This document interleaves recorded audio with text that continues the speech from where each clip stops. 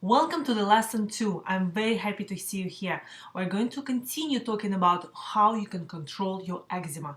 And we already talked in the lesson 1 that the key is to identify triggers that cause your eczema to flare up. And by avoiding those triggers, you can become symptom-free. So we talked about in details about a healthy living plan that you're following. That you want to follow first, and then the next step would be elimination diet. So this lesson number 2 is about elimination diet. So elimination diet, what is it? It's like asking your body what foods it can take and what foods make it ill. You need a period of silence, a period with no symptoms at all. So you know that you probably have questioned that elimination diet sounds kind of strict because I have to eliminate a lot of foods. Is it possible? Can I just exclude foods one by one? And the answer is that it rarely works because most people are sensitive to more than one food. And in addition, it is quite hard to guess which food would be your trigger. So that's why I recommend elimination diet. Elimination diet has two parts. First is exclusion phase, when you avoid any food that might be causing problems. So during that stage, we have several types of those elimination diets. In the simple type of elimination diet, we avoid the most common foods. And that's today's lesson is going to be focused on that type of diet. And then when symptoms disappear, when your skin is clear, you have no eczema, you feel great, then we go into reintroduction phase, which is reintroducing foods one at a time. You probably want to jump ahead and ask how many foods I'm going to be sensitive to. And of course it depends. Some people get reaction from dozens of foods. It's very rarely. Most people from 2 to 5 foods. And I talked about my personal food triggers in the lesson 1, and if in case you don't you're just curious, you don't remember, for me it's added sugars, eggs, soy, all food additives. So okay, I'm sorry. Okay, now first of all, let me ask you a question. Did you follow healthy eating plan? In the before starting elimination diet, we want to do healthy eating for at least 1 month. And what type of healthy eating is that? It's in details in the lesson 1, so go back if you haven't done it and please practice it. And if you're not completely well, it means you need to go on elimination diet. Some people do get completely well during healthy eating, then they introduced few foods that were not allowed during healthy eating, such as coffees and so on, and that's how they identify their triggers this way. Many people have to go on a simple elimination diet. So it's a stage 2, when we exclude the most common offending foods. It's a list triggers form elimination diets. And we talked about different forms of elimination diets in the lesson number 1. So, of course, preparation. First, of course, see a doctor to discover any other possible problems and ask if there are any medical reasons for you not to alter your diet. You can say briefly what you're about to do. And keep a record of your symptoms. Take pictures, take a daily record, how you feel. Once you improve, you might easily forget how bad you felt and decide to go back to your favorite foods. That's one reason for that. Another reason is that having this record will definitely help you to be able to know what's going on, and it's a great tool. We're going to talk about this, the importance of having your records of symptoms and foods later again. So you want to keep a record of what you eat. You want to notice all the ingredients and, of course, your symptoms. And if you smoke, please quit. I hope you did it already in the healthy living plan, and this is just a reminder. And take multivitamins. It's a general advice. Please choose those free of artificial colors. And the reason we want to eliminate any risk of malnutrition. Also, while preparing for elimination diet, please sort out other problems, such as airborne allergens and chemical sensitivity. Just for information, other signs of airborne allergies may be asthma, hay fever, or a runny nose, itchy eyes, sinusitis, or recurring colds. Eczema also may be caused by those airborne allergies that land on the skin. So you want to be observant, and I'm gonna probably create a lesson just focused on the environmental triggers. So let me know if you're interested. Chemical sensitivity also needs to be avoided, and that's certain things that make you sick, like traveling in the car, swimming in chlorinated water, smelling perfumes. Most people they know what causes their symptoms when it comes to chemical sensitivity, and again, having a record of your symptoms will definitely help you to draw a conclusion what kind of chemical sensitivity caused your symptoms. So when you before going into elimination diet, you want to plan it. Timing is important. Choosing time when there's no party and when you don't go on vacation will definitely is definitely something you want to do. And a note of caution: during the health eating stage, you could have a few meals off, but not now. Why? Because in this case, results will not be clear. And while on the elimination diet, be ready to bring your own food when you eat out. You might be embarrassed, but you will get over with it. Now, have food ready for at least for several days ahead of time. And what would be recommended, either freezing or having meals ready for a few days. Because when you're hungry, it's possible you will just say, I don't care, I just want to eat. And eating out is not something that you want to do while you're trying to find the triggers of your eczema. Of course, best to avoid packaged and canned food. We already talked about that. Why?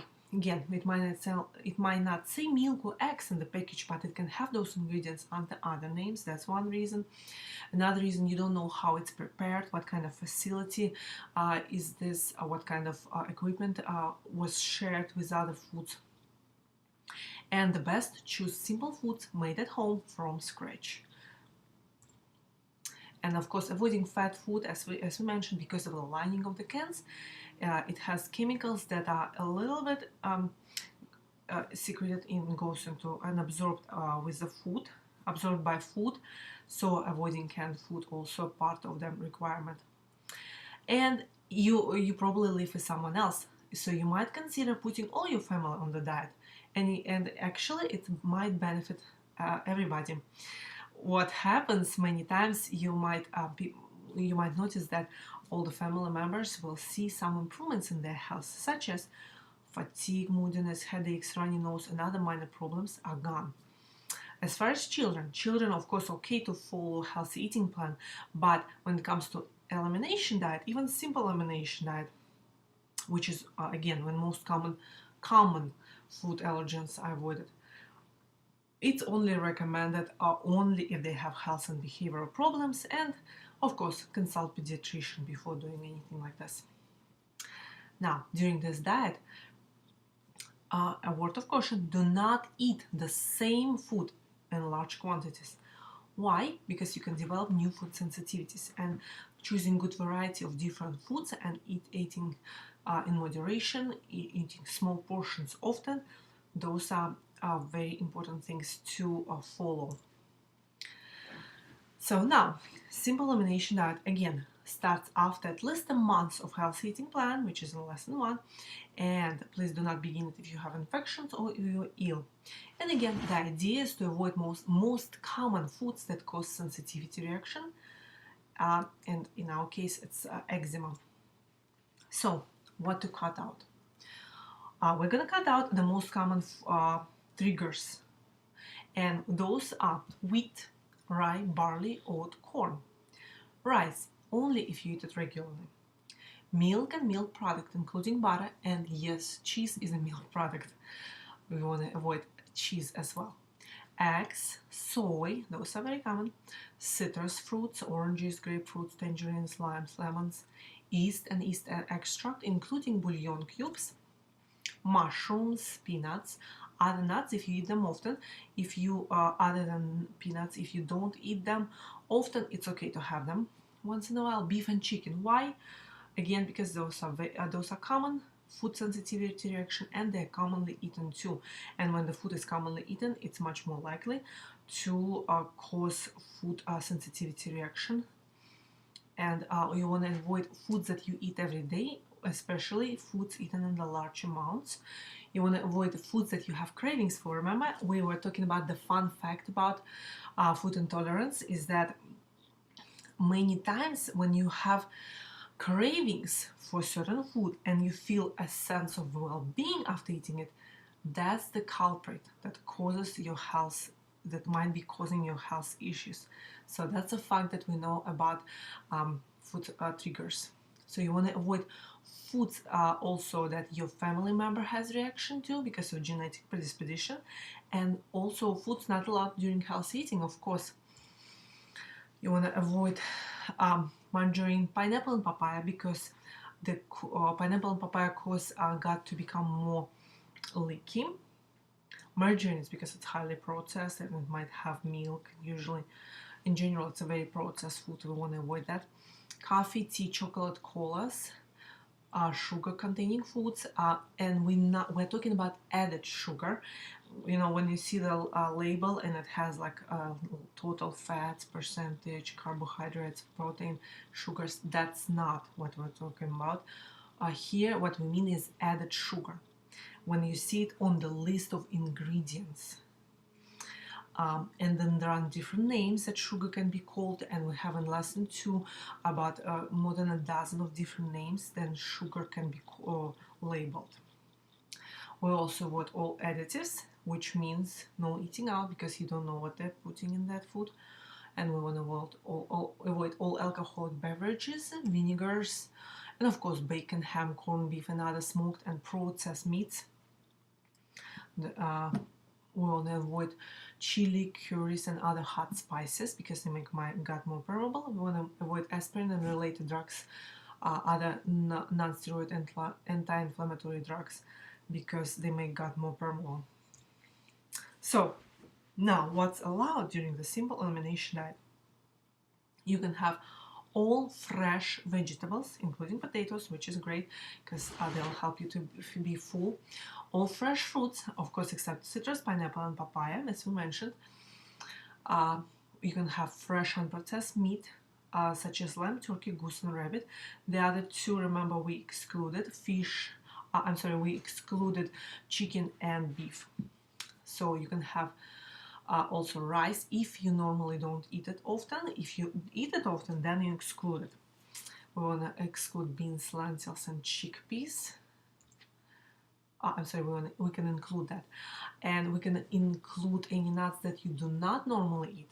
You can include herbal teas, except mate and red bush, pure vegetable oil, of course, oil, we want to have it in moderation, and you can have some grains such as buckwheat and millet.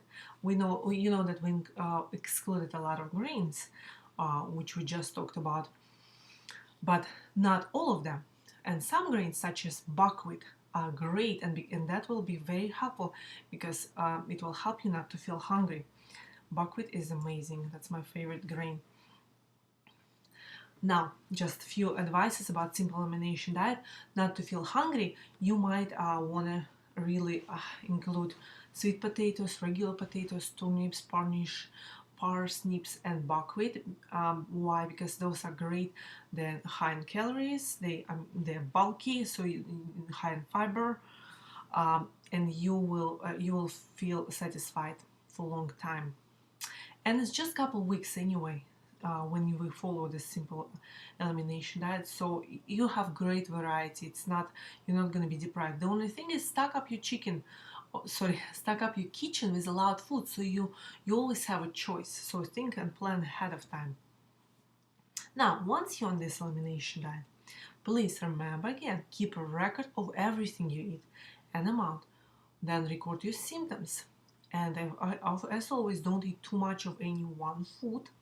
Choose to eat small portions often, and you want to stay on this diet for at least 2 to 3 weeks if you feel better, and more if needed until you're feeling better. Now, did your skin clear up? Great. Now it's time to introduce foods one at a time. If your skin didn't clear up, maybe you've been feeling worse, that might be because of the withdrawal symptoms, and it's only in the beginning, and it usually lasts 1 week. So just wait and keep on doing it. If it lasts more than 1 week, so might be because you are already undernourished. So going back to health eating plan for a few months would be your option, and taking multivitamins. Are you feeling the same? Maybe it's because your diet still contains culprit foods. Because remember, we took out the most common reasons of food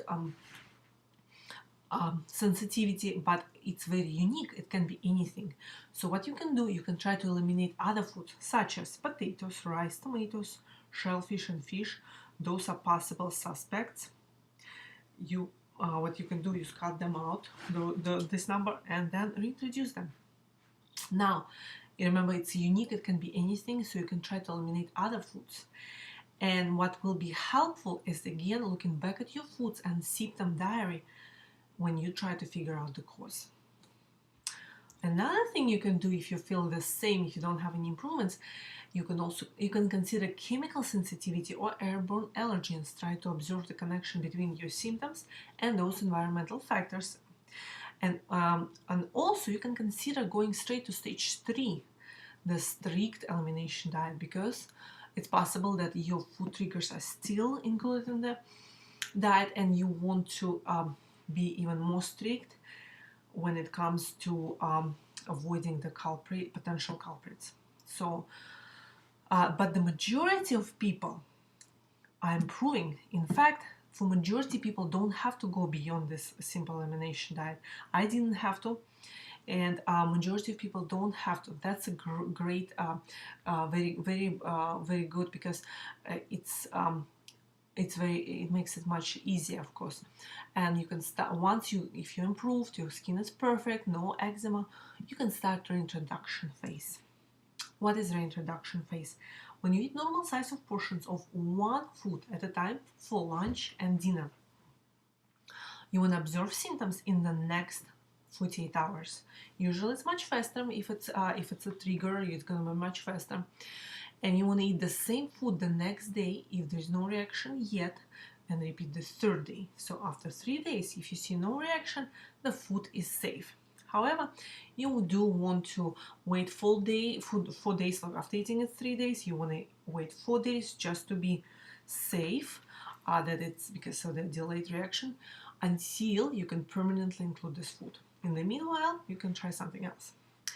If you have, and of course, if you have reaction, you want to stop eating that food immediately. And if you did have a reaction, you're gonna have eczema reaction, right? You want to clear it up. This is a very great advice I'm gonna give you right now, which helped me. Like, I used this even before I knew what are my triggers. I used this for about a year after discovering it for myself.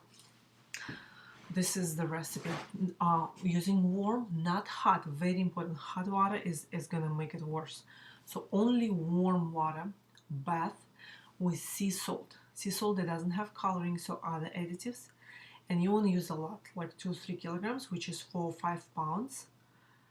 4 to 6 pounds of salt, of sea salt, in a bath of water. And you want to be in this bath for 20 minutes or more, maybe like 30 minutes. And like I said, even before I knew my triggers, I have been keeping my eczema very much under control with only very mild symptoms by using this recipe. So I was doing this sea salt bath with warm water with a lot of salt for about 30 minutes, 3 times a week. And it really works. So now, you want to continue. Let's go back into our introductory phase. We want to test the foods, right? Start with commons. So you're thinking, okay, I'm going to introduce foods one at a time. I know that. Which one do I introduce? And of course, advice, start with the common ones, so you can go back to a variety of good food choices, like milk. Then cheese, separately from milk, by the way. Then citrus fruits, one at a time. Then yeast, wheat, rye, barley, eggs, beef, chicken, rice, only if it's excluded, of course, peanuts, nuts, and others.